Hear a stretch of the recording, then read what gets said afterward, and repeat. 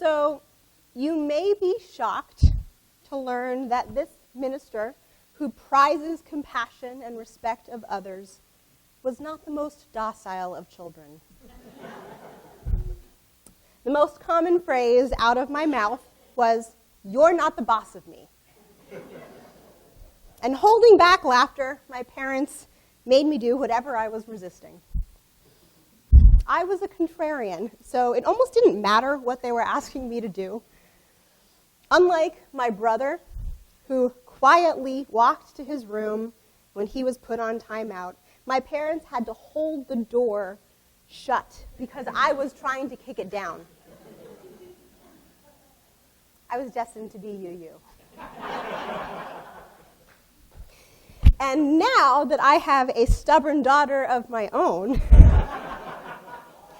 in addition to being told that I'm receiving my just desserts, I've been thinking a little more about what was behind the urge to fight my parents. And as humorous as the words were, I think saying, "You're not the boss of me," did point to something deeper about how little control kids have over their worlds.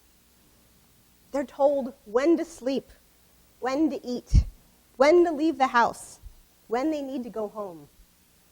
Generally, we tell them what's best for them, and we create options that they might have.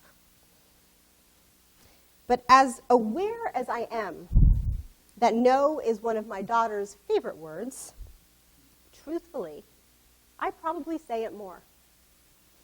For good reason. Left to her own devices, she'd cannonball off the couch because it looked fun. We need to protect them.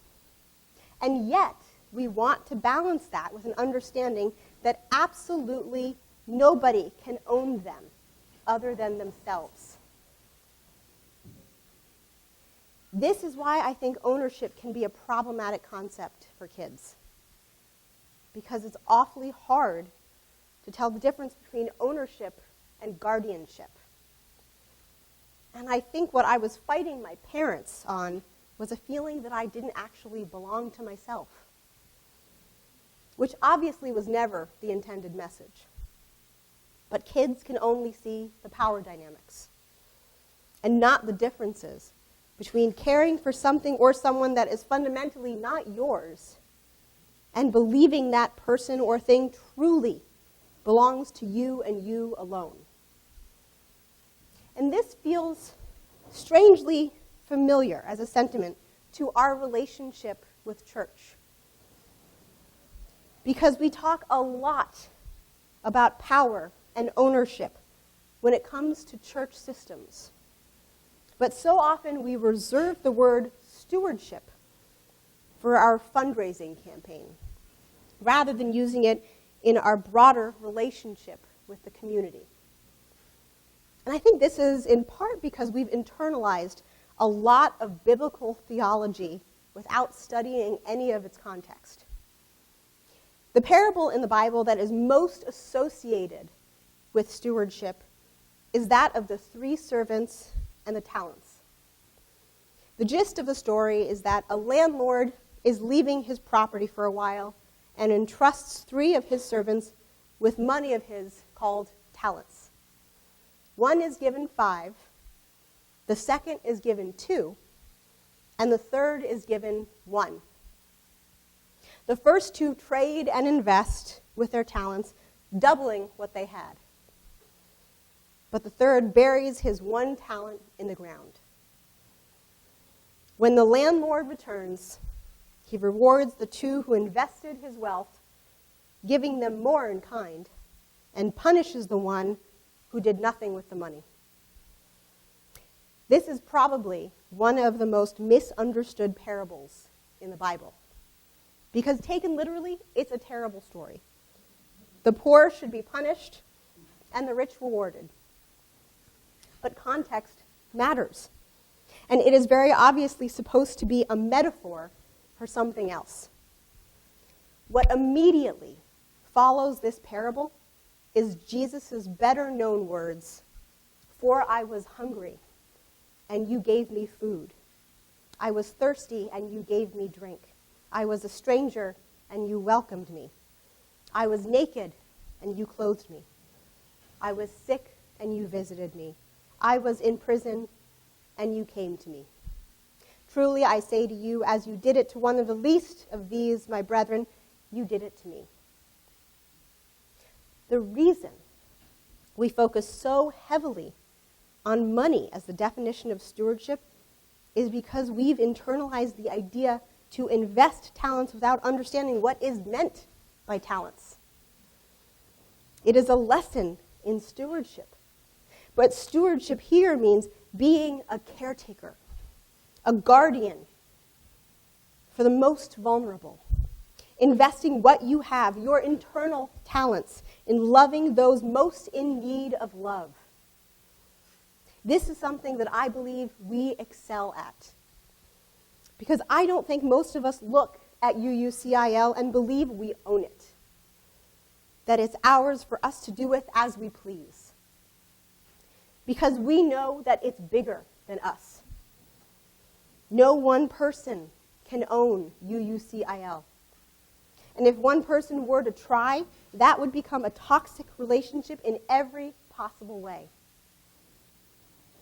The Buddha says it well in one of his teachings when chastising the concept of ownership, that ownership is measured not by things, but by thoughts. And I think that's right.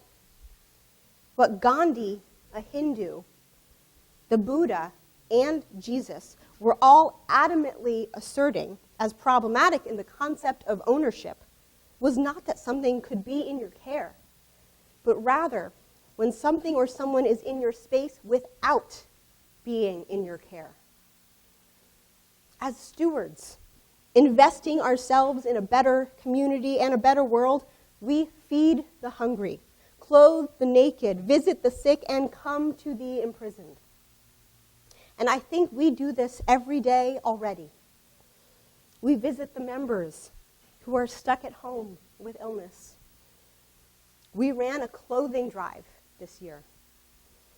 We provide nourishment as best we can for homeless communities in our area. And I am so proud of our Social Justice Committee to say that soon we will be doing an incredible program that allows homeless people with cars to use our parking lot once a week. And above all, we come to the imprisoned. When we are trapped by circumstance, loss, or struggle, we rally for people in need. We rally for each other. As your minister, my job is to care for you. But in my 6 months here, even I've experienced the resilience of this community. I'd been here a month and a half when I had to step away for a week as a result of an internal bleeding episode. And I was so uncomfortable needing to step away, but members stepped forward to take worship that Sunday so that I could recover.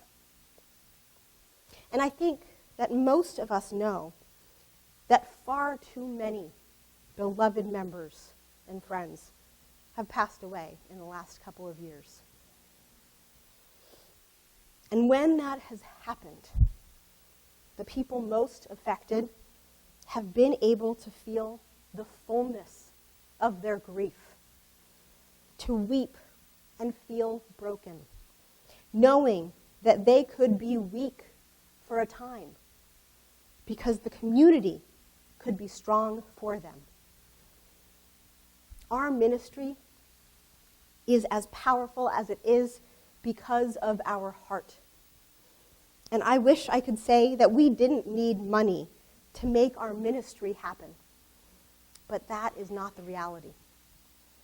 The question becomes how we're going to invest our internal and external gifts in each other and in the broader Tri-Valley area. Do we see ourselves as owners of the church? Or do we see ourselves as stewards, guarding this place of love for generations to come? Because like parenting, what we're really doing is protecting and empowering this body of love to flourish without us one day. This is why I know that this stewardship campaign is about more than money, because it's about building a new foundation from which we spring forth.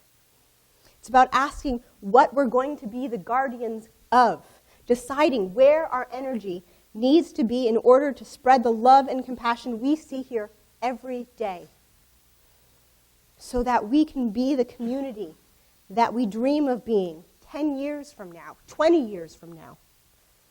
Let's figure out who and what we stand for now, so that we can ask how to expand that to include everyone. Because stewardship means that we are the guardians not just of this one voice, but of all of our voices. The voices that are here, the voices that have yet to join us, and the voices that might never find us. We steward the love that UUCiL embodies for all of them, because that is what it means to invest our talents. This month, let's invest all of who we are in all that we can be, because I have seen what UUCiL can do when we come together, and it is a sight to behold. This body of stewards is a blessing, and I know that we will usher in a new foundation for guardianship, because we are the guardians of the Tri-Valley Church Calacy. Blessed be, and amen.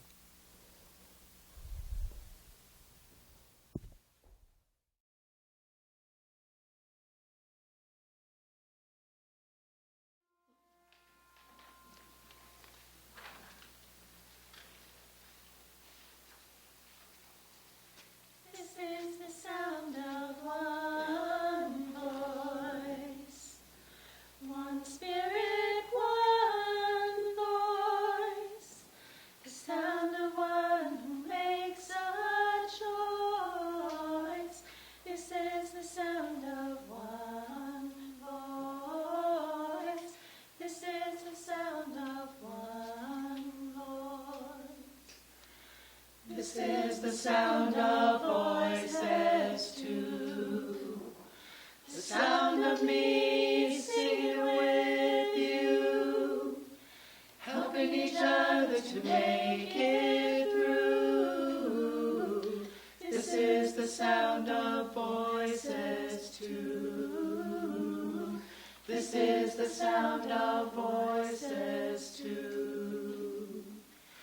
This is the sound of voices three, singing together in harmony, surrendering to the mystery. This is the sound of voices three. This is the sound of voices three. This is the sound of all of us, singing with love and a will to trust. Leave the rest behind, it'll turn to dust. This is the sound of all of us. This is the sound of all of us.